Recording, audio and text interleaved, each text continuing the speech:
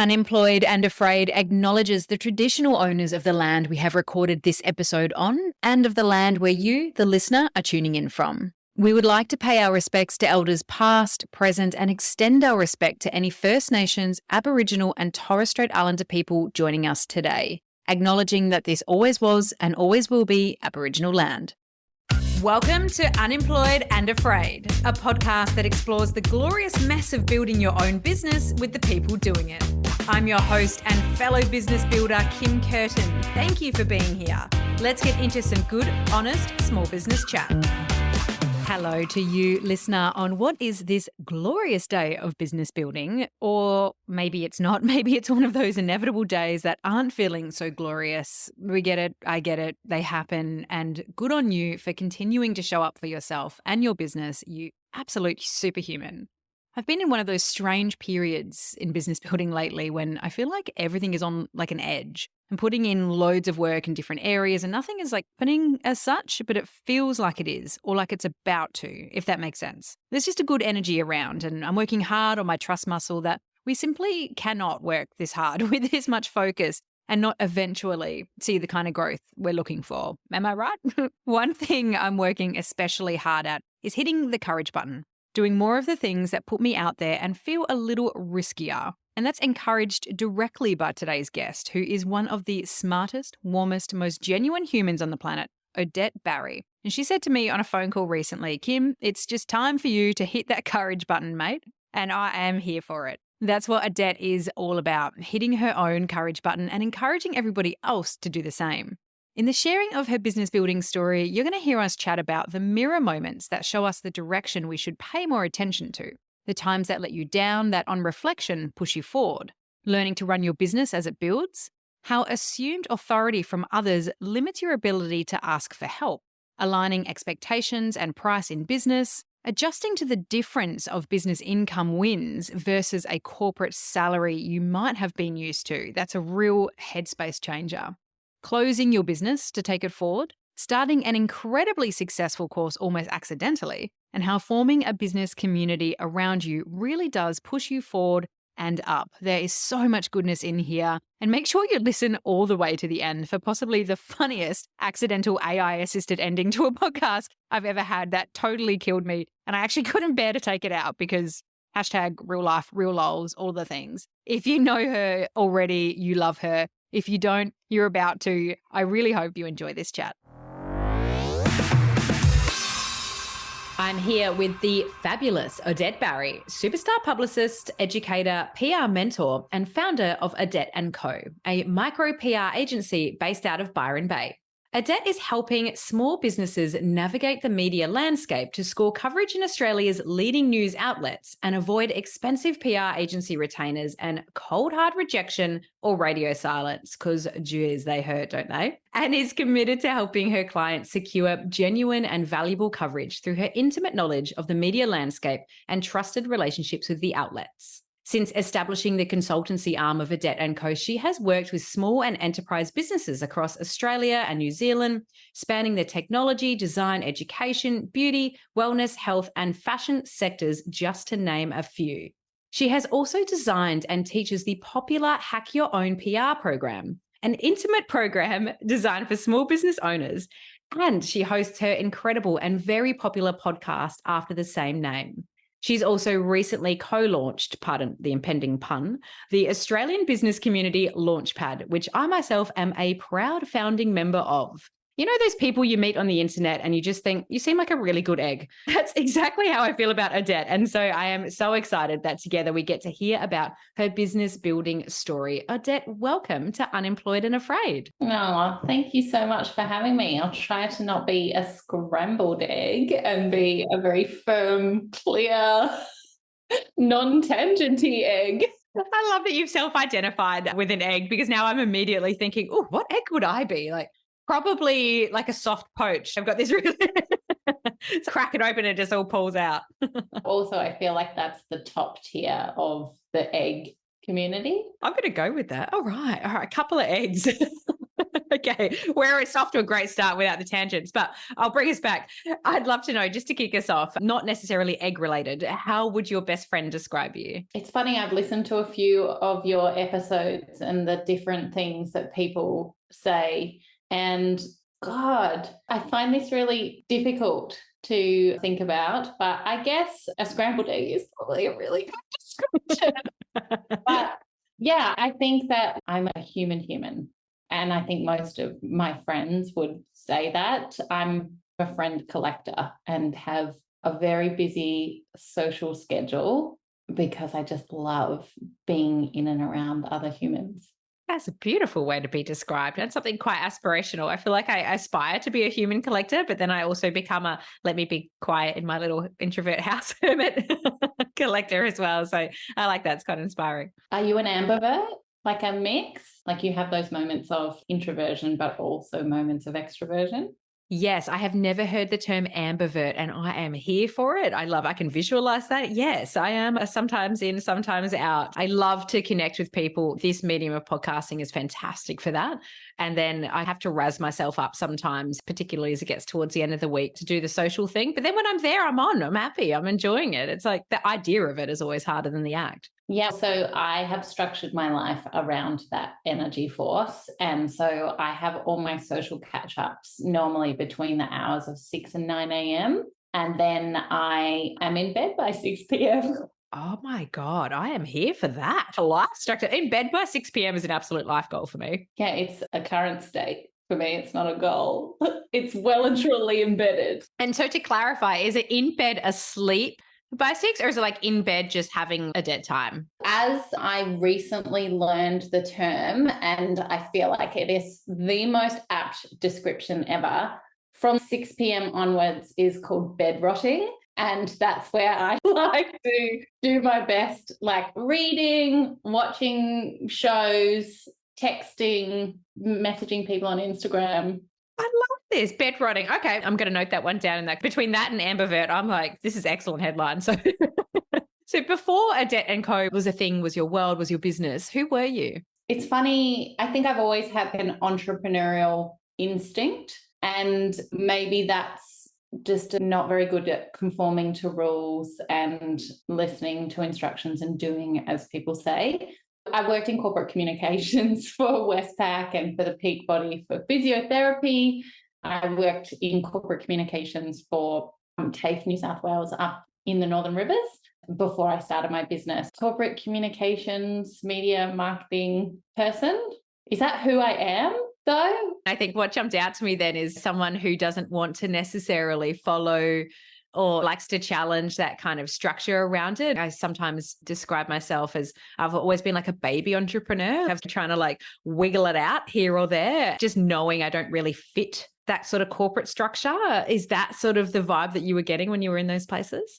Yeah, or even like just a real asshole to work with, maybe, is another way to deal with it. I think that I didn't do very well at school. I really struggled in that learning environment. I really struggled through university. And then I think working in a corporate environment, I have this like really distinct feeling when I was at Westpac, and I used to wear a little corporate like tweed suit and like a two-piece costume and little like pearls. And I can remember distinctly having this feeling where I knew that I wouldn't be able to progress working there because there was no way my husband would come to a friends and family barbecue. And that was like the culture of it. Like it was a real, let's go to a golf day, and my husband's got sleeves of tattoos, and my boss was always like, I would never employ someone with tattoos, and I would make sure I had long sleeves on as well. I feel like I didn't really fit in there, and I knew I didn't fit in there. And I was like, just to express myself in a more honest and authentic way. But I don't think I necessarily was like big dreams and visions of running my own show and having my own business. It was more just that, I guess, like misalignment on like true self. That makes a lot of sense. What attracted you to PR in the first place? This is another tangent. We love them. So, you know, they say siblings often go in opposite directions because they don't want to compete with one another. I don't think I consciously did that. But my sister was like, I'm going to be a host of Getaway. I'm going to go to Melbourne University. I'm going to study media and communications. And I was just not that way inclined. But then when I was working at Westpac, I was working in events and corporate comms, but I really just fell into that role because I actually had my son when I was 21. So I did everything the other way around and went back to uni when I was 25. And as a mature age student, I felt so fucking old at 25 at uni. But I had always been really obsessed with social media. Like I used to go to Twitter meetups in Melbourne, like when no one was on Twitter. And then I was always first on any of the latest tech apps with socials. And when I was working at Westpac, my boss said to me, hey, Odie, we will pay for you to go back to uni. What do you want to do? What do you want to pursue? I had such low self-confidence that I was like, there's nothing that I can do. There's nothing that would suit me. And my husband was like, you are like revoltingly obsessed with social media. There is something in that. Like, why don't we try and find if there's a degree that has social media embedded in it? And I went hunting around trying to find something. And I think there was like 2 degrees at the time that had social media in them. And one of them was a Bachelor of Strategic Communication, which was journalism, PR, and digital media. And so that's how I fell into PR, not because I was like, oh, this is really well suited to my personality, which it is to a T. But I honestly was there because I loved social media. And hilariously, it's exactly the same degree, essentially, to what my sister pursued. And then we both were working in PR, and she was very unhelpful to me at the beginning, but now she's lovely and very supportive. That's in every sibling relationship ever. I mean, I love that because there are just so many ways that you can get to the thing. You know, it's like when we try to logically rationalize, I like this, so I'll do this, you know, and it results in this job. Like, I just think it gets further away. I think that happens a lot in business as well. I like this, so I'll start this type of business. But then inadvertently, once you get started, your business shows you what you actually want to do and are really good at anyway. And then you just roll with it from there. And I think it's really interesting to explore those little pathways about which way they could have gone and whatever brings you into the thing that you're doing. Then it's just about strapping in and being like, cool, let's just learn this shit and see where this goes. Yeah. And also, do you know what? So like I was studying and I was working within broader communication teams, and I was more in the digital media, like socials, email marketing. I worked on PR projects, but I wasn't the PR lead. And then my colleague went on maternity leave, and we invariably didn't replace her role. So her work was absorbed by me. And I actually loved it. I had so much fun working in the PR space. But even when I started my business a few years later, I was a professional yes person. I wasn't doing PR. I was doing socials. I was working on like broader communication strategy. We were working across like brand, and PR was like a component of it. And it honestly wasn't until maybe the second year in my business that one of the girls who worked for me was like, your superpower is really PR. That is where your real zone of genius was. And I reckon until that point in my career, I'd still been fighting PR because I didn't want to be compared to my sister.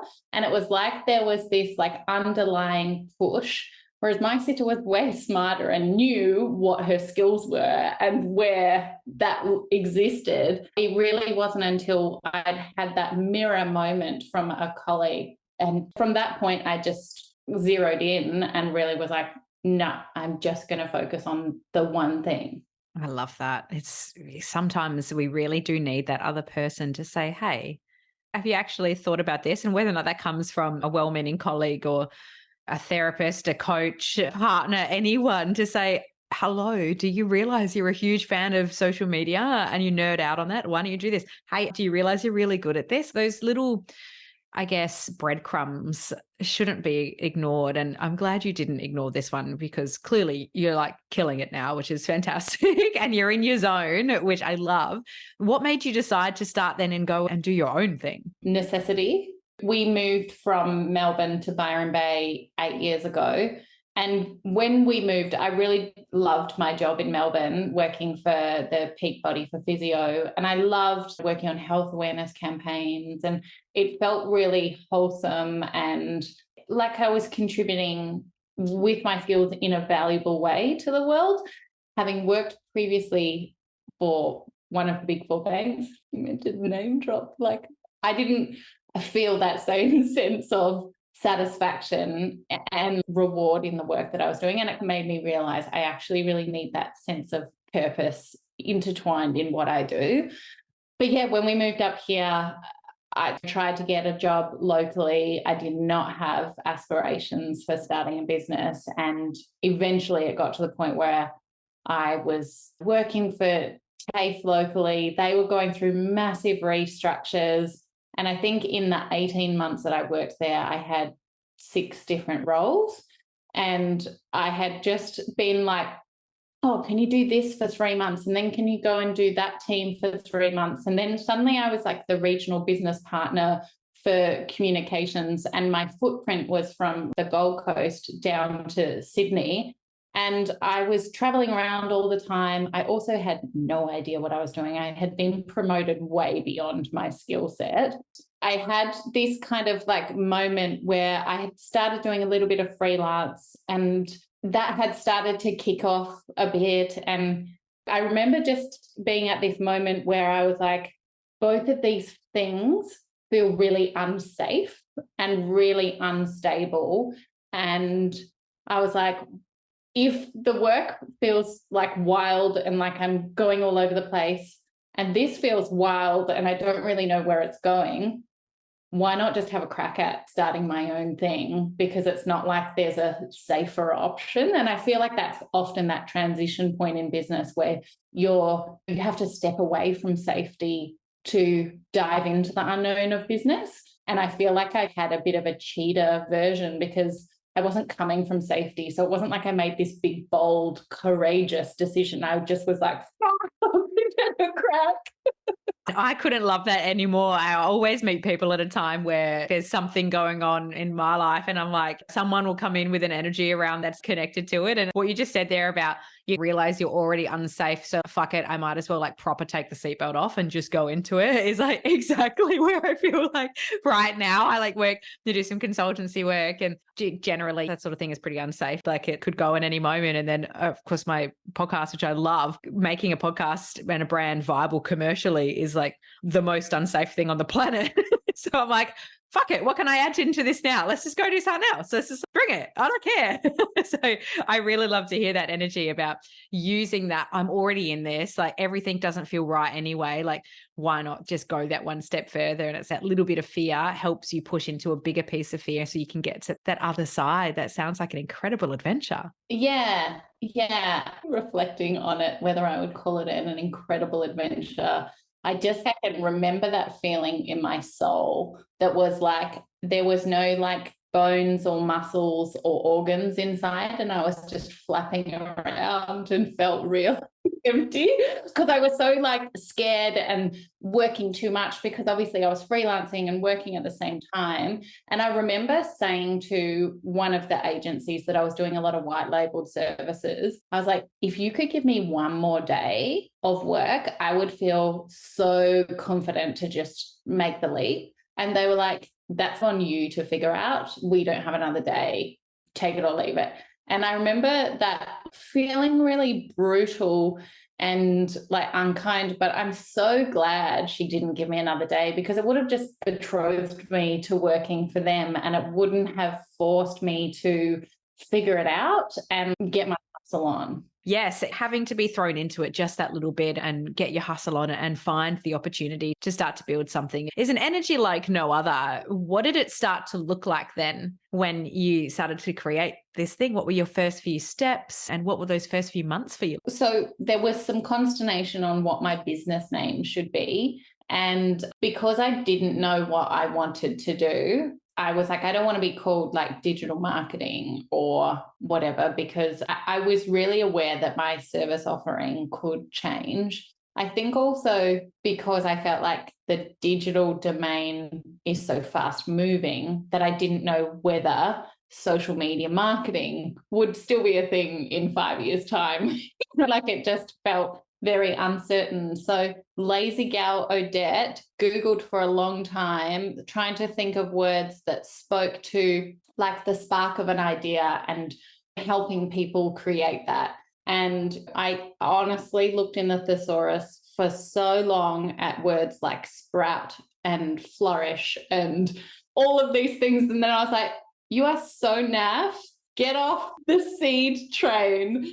So then Odette and Co was born because I was burnt out on naming. And I was like, Odette is a cool name. I'm grateful to my parents for giving me an interesting name. And Co is super lazy, but it was just in case I grow.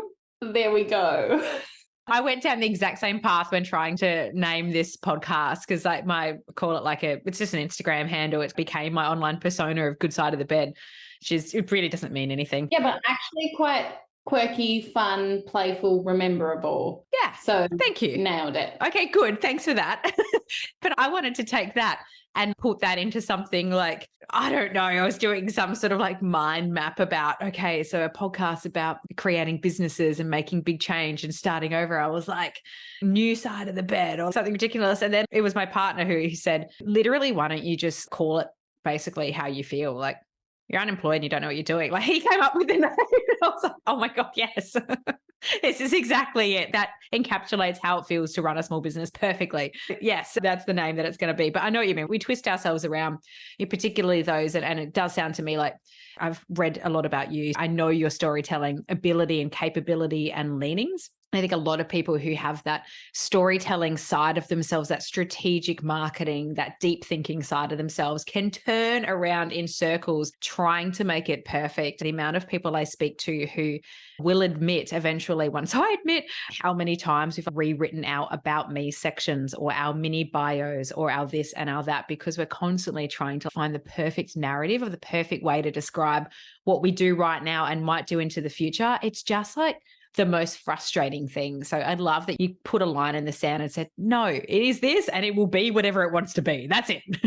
Good on you. Yeah, totally. And look, those early days, word of mouth was so potent as soon as I let people know that I'd worked with, that I was freelancing. Honestly, within, I would say, a month, I had more work than I could keep up with. And so then I was reaching out to friends that I knew that were copywriters or graphic designers or social media managers or website builders and cobbling together a bit of an agency to make it work. The problem is I had never worked agency side, so I didn't have a handle on pricing or structure of how long things should take, like scoping things. And at the beginning, I'm so embarrassed to admit this, but I used to add $5 an hour onto the work that I briefed out to third parties, which, as you can imagine, doesn't leave an awful lot of revenue for you. But obviously, I figured that out after a little while. I genuinely had no idea what I was doing, but ended up building a bit of an agency.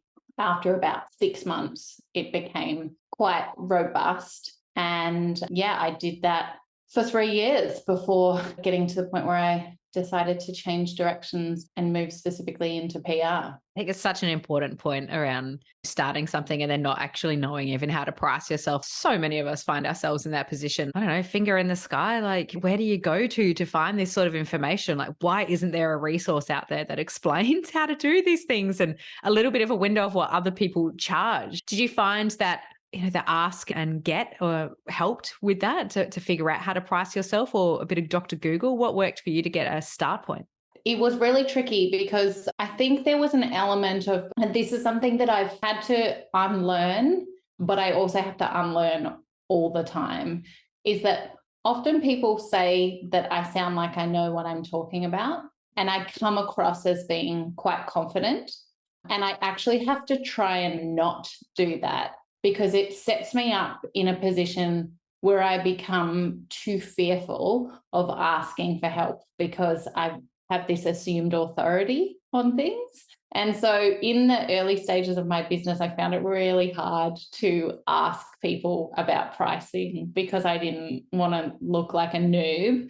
But I experimented my way into my pricing model in that I think the first work that I was doing, I was charging $50 an hour. And then the next project, I would charge $55 an hour. And then the next project, I would charge $60 an hour. And I probably did that for the first 18 months or so before I had enough of a book of work and a bit of experience and customer feedback where I would hit upper limits with people. And then I felt confident that I could go and ask other peers in industry and say, hey, I charge between this price range. What do you do? And yeah, I feel like there wasn't as easily accessible information back then when I was looking for it as I think there is now. I think business advice has like really flourished in the last 8 years. I just think that's so interesting about just slowly getting yourself there, put yourself out there, start at a price and don't overthink it. And then just keep building up a little bit more and a little bit more before you get your confidence. It's just so tempting to go all in. But do you know what? I think that's why my books filled really quickly because I was like low priced, but also it meant that my pricing matched my experience. Even though I had like big corporate experience, I didn't have small business experience and I didn't have working to those briefs experience. And it actually was perfect because it meant the expectation and price was about the right level. And I don't know, I often see people like using pricing as a brand strategy. And I think that's really good. But I also really low expectations, high delight. Yes, I love that. It's excellent. It's an excellent strategy. Can you talk to me a little bit about creating your course and what effect that has had on your business? Oh, yeah. So like the first 3 years I ran this agency model and probably the last 18 months of that was almost exclusively PR. And PR is quite an expensive and time heavy delivery. And in Byron, all of my friends are pretty much all small business owners. And they would often be like, hey, can you do our PR? And they were broke as all hell. And there was no way that I could charge them. So I did a lot of free PR for people just because I felt terrible in not helping them. And most of my work came out of Sydney and Melbourne because that's where my corporate relationships had come from. But it also meant there was a bit of a jarring experience in that, like, I was surrounded by these like real creative innovators in Byron. And then I was working on a lot of like bigger sort of corporate accounts that could justify spending 10 grand a month on PR. And sometimes they're not as creative, sometimes they're not as close to that innovation and the excitement that happens in small business, but they typically pay bills. So I got to this point where I was like, I was burnt out, but also I just wasn't sure that it was the kind of work that I wanted to do. And I ended up closing down my business. And I reached out to all of my friends in business and I said, hey, if you need an extra set of hands that is not computer related, let me know. I've got time to kill. I just don't want to be working at the computer. I need to have a bit of a break. And it was just like, if I am completely honest about it, I think I was depressed. Like I really was struggling with my mental health, but I just felt like I needed to get out and get busy and distract myself. And one of my friends is a ceramicist, and I went and like I was glazing the cups and cleaning her studio and sending out her e-commerce orders. And another friend has a dog food company, and I was driving around Byron delivering dog food to dogs, which, as I know you will appreciate, that is something that is quite rewarding. Amazing. But I had this time where I had the spaciousness of not having that client pressure, the cash flow pressures of agency and staff payroll and staff needs, and had this real moment of reflection. And at the time, I remember I was listening to a lot of podcasts around lead magnets. And I was like, there is this need, there is this thing, there is this idea. I'm not sure if like it'll fly. Anyway, I decided to put together a 7-day freebie that was a PR Kickstarter, which basically would give people a bit of a walk through how to navigate doing their own PR as a small business owner. And I was like, I don't know if this is a thing, but I'll pop it out. And I put it out via the Like-Minded Bitches Drinking Wine Facebook group, and I put it out via my social media, and 650 people signed up to it. So I was like, oh, I think this is a thing. Wow. And you put that out for free to get started, just to be able to test the market. Yeah. And to be honest, I hadn't created it. I'd just come up with the idea. So it was a thought bubble that I needed to then deliver on. And so then I just wrote like a little script, created a video, created a workbook for each day, and basically created that on the morning of each email being issued. And that was my first rodeo. And then off the back of that, I got to like day 4 and I was like, maybe I should have something to sell to these people because like I've got their attention. And so that's where Hack Your Own PR was born from. I was like, oh, I better have something. And then at the end of that, I sold the first Hack Your Own PR, which is actually 5 years ago this month. Wow, that's incredible. There's just so much to unpack there. And I'm so grateful you shared it because I love the energy of putting something in there, like setting the bar just that little bit too high and then just being like, holy fuck, I need to now show up at my computer and make something happen. Like so much of creating your own business and figuring it out as you go is I could procrastinate over this for months. Like I'll just wait until I have an entire free day and then I'll create this thing that I think I've got an idea about. And then I want to be really sure that it's going to have a commercial return before I put it out. And that's another barrier. And then what if I put something out based on a commercial return and nobody gets involved with it, then I'm failing and then I'm going to feel all that pressure of failing. There is just an endless list of reasons that you don't do something. And I don't know if anyone said it to you, but geez, I love that. I just love that energy. And it's really quite innovative to put yourself out there in that way and just be like, hey, I just got this thing. Do you want to be a part of it? And now let me catch up and actually figure it out. That has such a strong energy on how it's built into future ideas and future business. And I love that you did that without even that expectation about what it would go into, just by following your energy. Yeah. And I think 2 things I have on the ideas front. I've always gone by the mantra of just fucking do it, because lots of people have ideas. Some of us pursue them. Some of us put a lot of energy into them. And I think the difference between those that create successful businesses and those that don't is that we just did it. Like we just showed up every day and did it and didn't leave the ideas in our head or on our list or half cooked or write the website and never publish it. I've been really scrappy in my business and just put things out there and then tidied things up and improved them over time. Like Hack Your Own PR is the perfect example of that, because I threw it together off the back of having that freebie out there. But every single time I have relaunched Hack Your Own PR and run it over the last 5 years, I have tweaked and improved it based on the feedback from those in the program. So every time that the program finishes, I'm like, what could I do to improve it? Do we need another week? Do I need another guest? Do I need a better workbook? Do I need to untangle a problem? And I put those questions. And at the first Hack Your Own PR, I think, I can't even remember how long it was, but maybe it was like 4 or 5 weeks. And it's now 9 weeks. In the first one, it was just me. And now I have journalists from The Project and Forbes and Smart Company. Initially, someone suggested I should have a one-on-one mentoring session in there. I was like, oh, of course, no problem. Added that in. And then someone was like, you should have a second one-on-one session. I was like, okay, sure. Added that in. And then I used to do, at week 6 was when we started pitching. And at week 6, everyone would have to come and share their pitch with one another.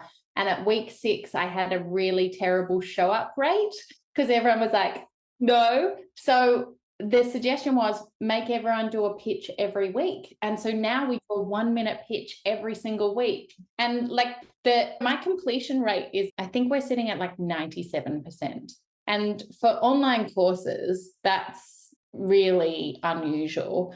But it's because if anyone doesn't show up, I like ring them and text them. And I'm like, what's going on in your life right now? How can we make space for this to make sure that you get what you need out of it? And if it's fear, which can happen in PR, I can like work with them on that. Or if it's not feeling like they've got the right story, I can work with them on that. So I feel like the whole process for me is very intuitive and led by what's in front of me right now. So I think if I had 5 years ago had to be like, what is the best PR program in the world? And let me try and imagine it up.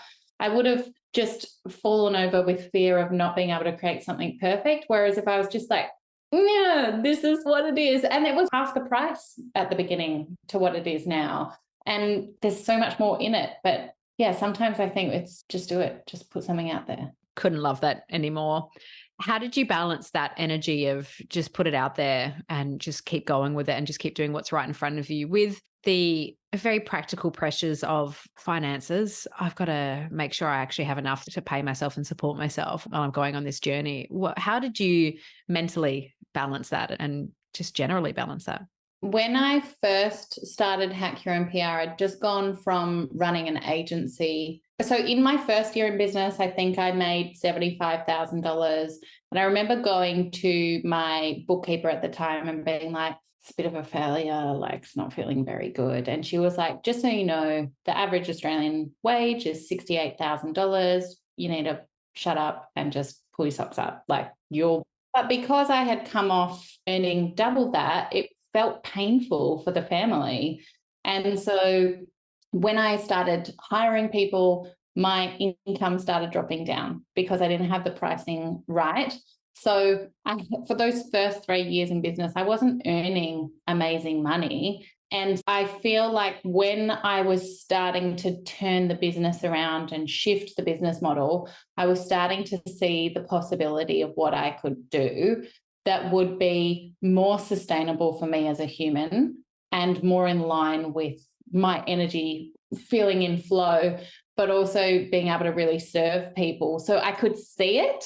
And even though the first intake that I did, I had 5 people paying $1,500, it wasn't like an enormous amount of money. And obviously my launches now sit between $50,000 and $70,000. So there's a much higher return, but I think I could see where it was going early on. And we did eat a lot of lentils in that like transition period. We also had a really plush herb garden in the complex where we lived. And I'm really creative in the kitchen with some lentils and herbs. Let me tell you that.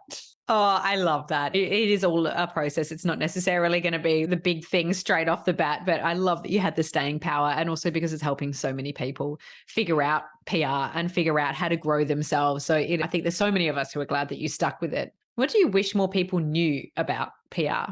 I guess a lot of it comes down to believing in yourself. And like you can pay for a publicist to get media coverage, but you still have to have the courage to pay for that to be outsourced. You still have to have the courage to show up for interviews and the courage to put your ideas forward. So whether you DIY it and you're pitching and you're sitting a little bit more in the face of the rejection, if you're pitching it yourself or outsourcing it, so much of this is going to come down to your ability to sell yourself and speak with excitement and confidence about what you're doing.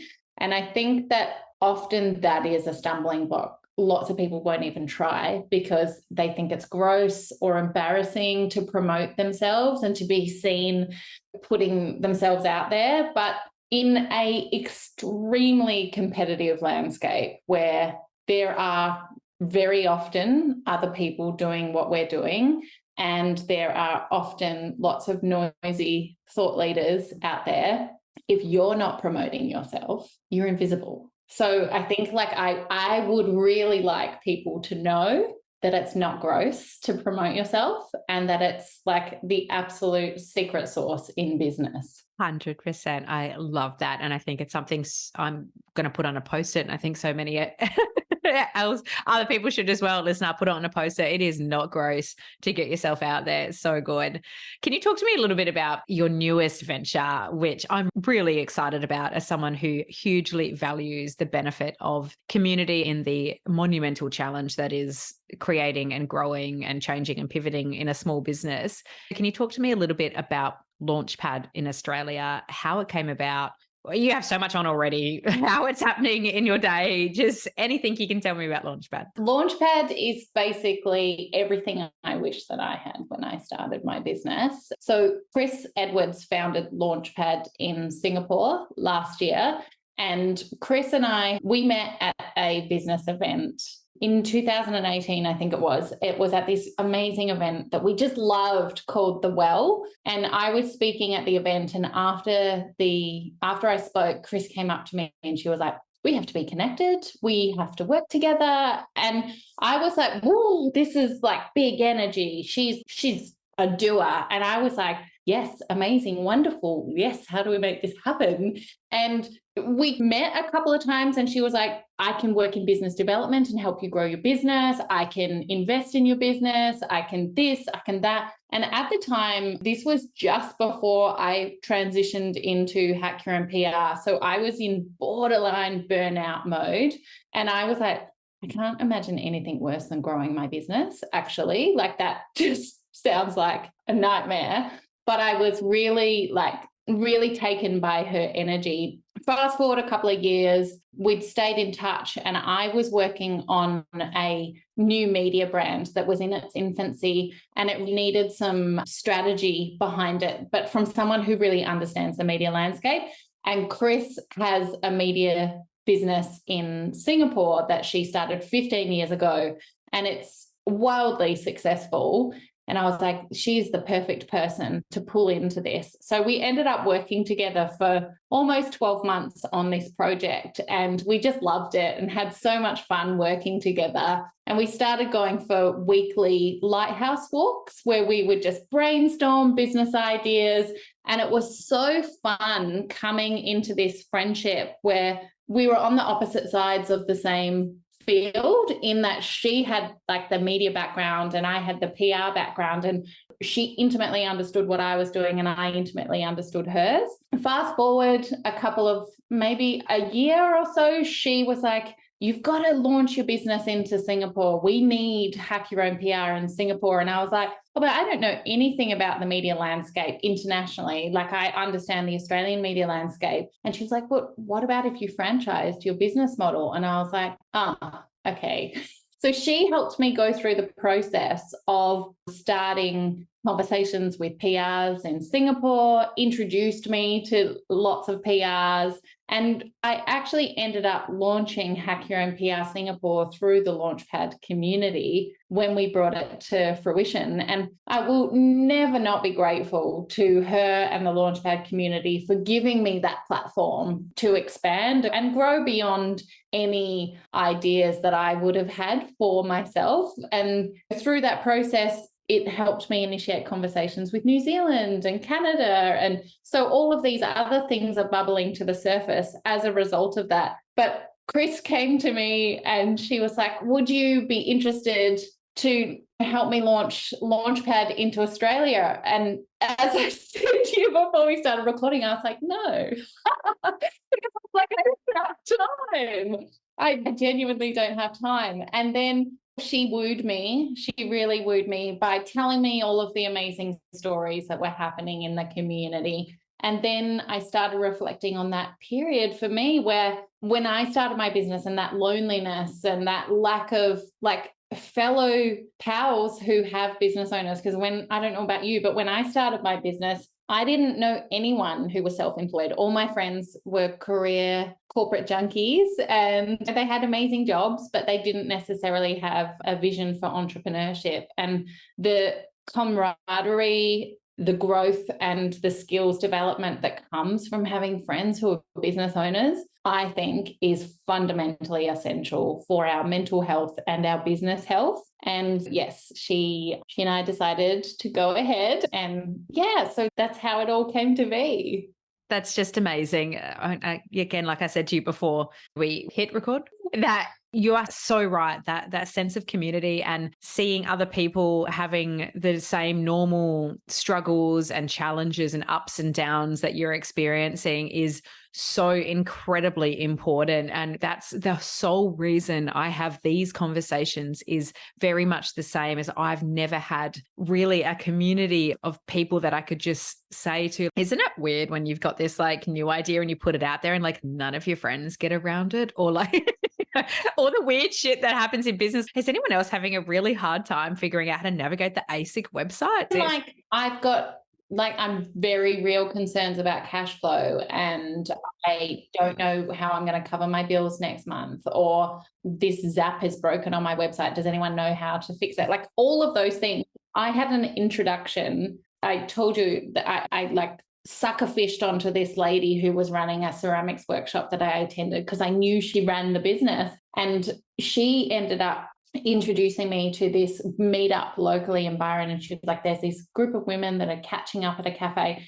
And I arrived on the first day and burst out crying immediately because I was so fucking grateful to have met some people who I could share this journey with. And 7 years later, we have met, aside from during COVID, every second Friday for 7 years. And like they have given me contract templates advice, provided speaking opportunities, platformed me to their audience. They've been a shoulder to cry on when I restructured my business. They've helped me grow and expand my business offering. Like the number of things that happen when we have friends who are business owners is like fundamentally amazing. So Launchpad is obviously community first, but it's also skills development. So we've got platform in there where people can access masterclasses on SEO, through to random ways to hack growth, through to also like understanding how astrology affects business.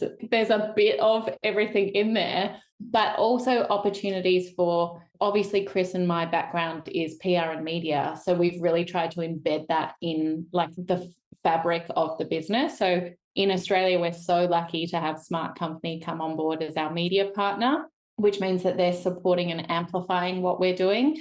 But also we have learning opportunities for everyone to understand how PR works. We have monthly sessions with journalists so that people can jump on a call and hear what a journalist is looking for.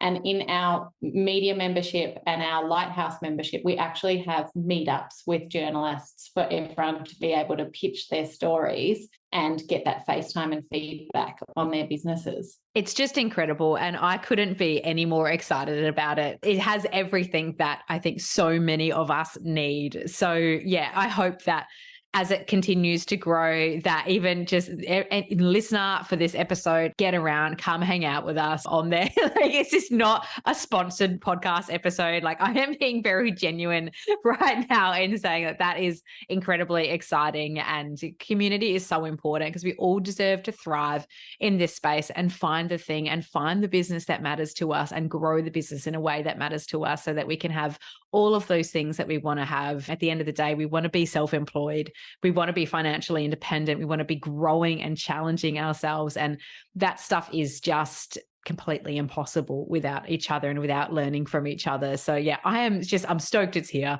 I'm stoked to be part of it, and I'm stoked to see it grow. Thank you for bringing it. Thank you for sucking it up in terms of time and saying, yeah, I will come on board and I will do this with you. And yeah, really excited to see where it grows. Apart from getting around that, because you also do have a very reasonable offering in terms of signups and costs. I know at the moment there's a really great one for founding members, and then just even normally by the time we have this podcast episode aired, there may not be an opportunity for that founding membership, but even still it's very affordable. So you've done so much for the community already, for the small business community. How can the listener and I support you to keep growing not only Launchpad, but your core businesses as well? Oh, thank you so much for being a paid up subscriber of Launchpad, but also just a mad epic cheerleader. This is exactly what we need in the business world.